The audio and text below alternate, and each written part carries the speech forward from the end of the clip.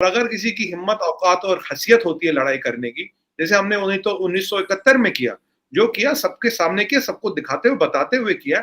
अब मुझे बताओ चीमा साहब, ये वहाँ पे बैठ के पहाड़ पे तितर, बटेर, चूहे, गिलहरी पका-पका के खा रहे। देखो, लेकिन जो सबसे ज़्यादा खतरनाक चीज़ मैं समझता हूँ, वो ये है कि जो पॉलिटिकल इंतशार है, जो इमरान खान साहब जो बेसिकली एक डेमोलिशन मैन की तरह वो सब चीज़ को तहस-नहस करने पे तुले हुए हैं।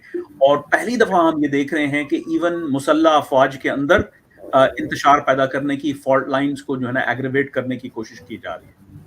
और यानी ये इलेक्शन नहीं होने दिए जाएंगे उससे पहले, जून से पहले, अगले साल जून से पहले।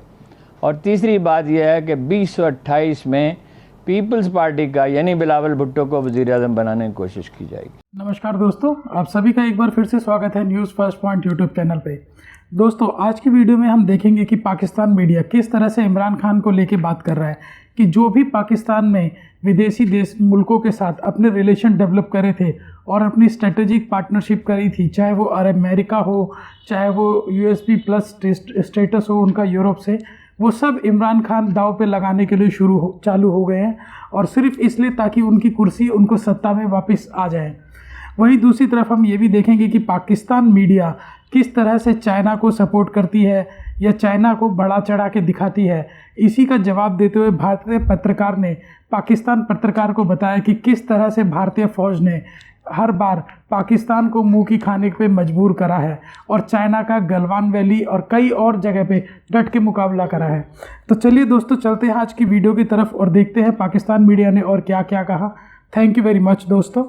और अगर किसी की हिम्मत, औकात और हैसियत होती है लड़ाई करने की, जैसे हमने उन्हें तो 1971 में किया, जो किया सबके सामने किया, सबको दिखाते हुए, बताते हुए किया।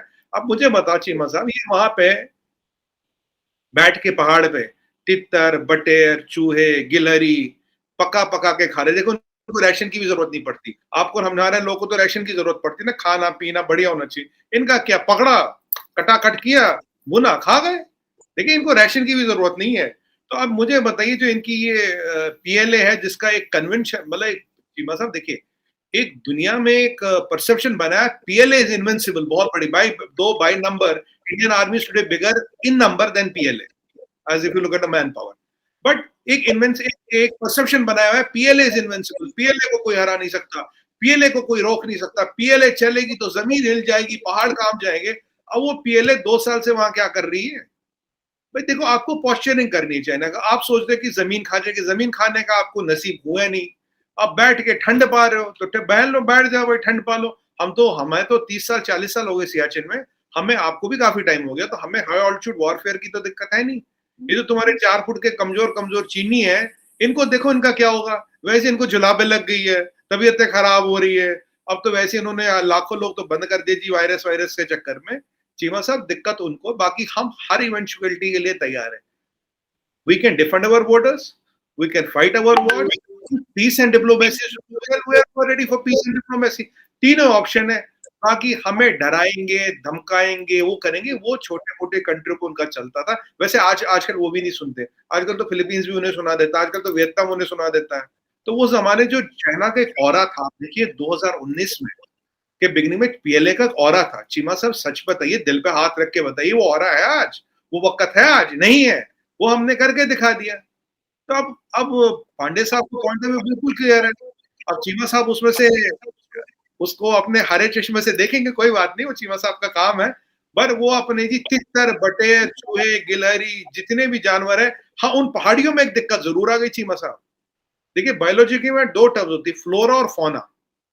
मतलब पेड़ पौधे और जीव जंतु। पेड़ पौधे तो वही है, ये जीव जंतु सारे खत्म हो गए जी, सारे निपट गए।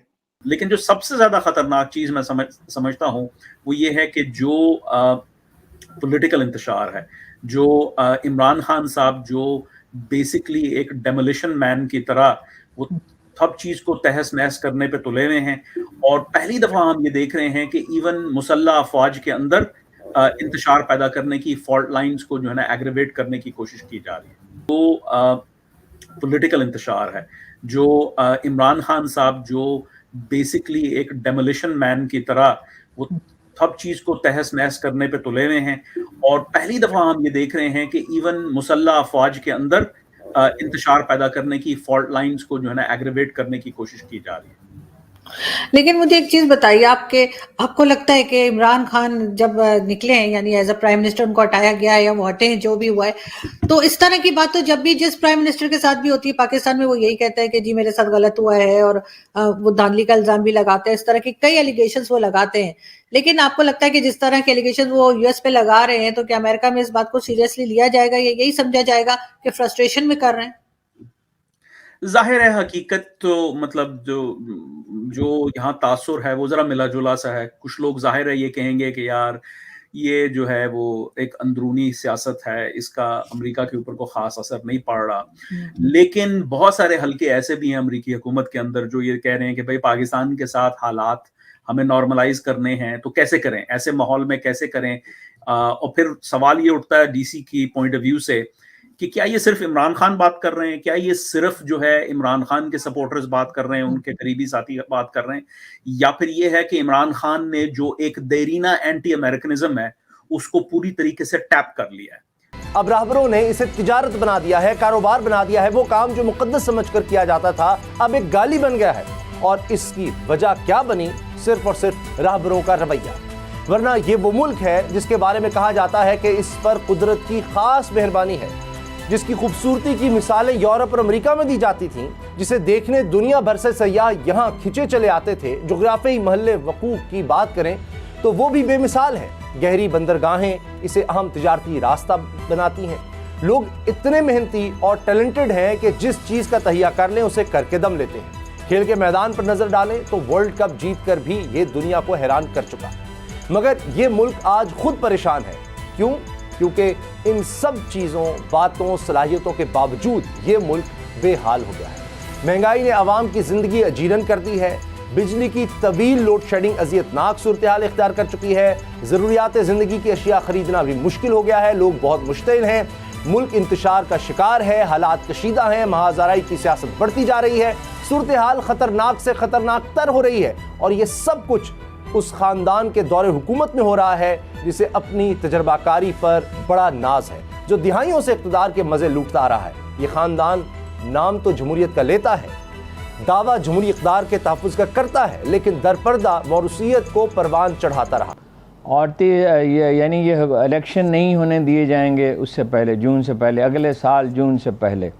और तीसरी बात यह है कि 2028 में पीपल्स पार्टी का यानी बिलावल भुट्टो को वज़ीर-ए-आज़म बनाने की कोशिश की जाएगी। ये है जनाब मुआहदा, और अमेरिका इसका गारंटर है। अब तक ये कहा जा रहा था कि कतर रज़ामन है, लेकिन कतर की तो कोई मतलब गारंटी की इतनी बड़ी हैसियत नहीं है, तो अमेरिका ही इसका ज़ामन है। और हुसैन हक्कानी साहब ने इसमें आखिरकार मरकज़ी किरदार अदा किया, और उन्हीं का राब्ता है अमेरिकी इंतज़ामिया के साथ। सही, ठीक है। खबर तो बहुत ही बढ़िया अरुण साहब जो आज आपने प्रोग्राम के आगाज़ पर ही सामने रख दी है लोगों के।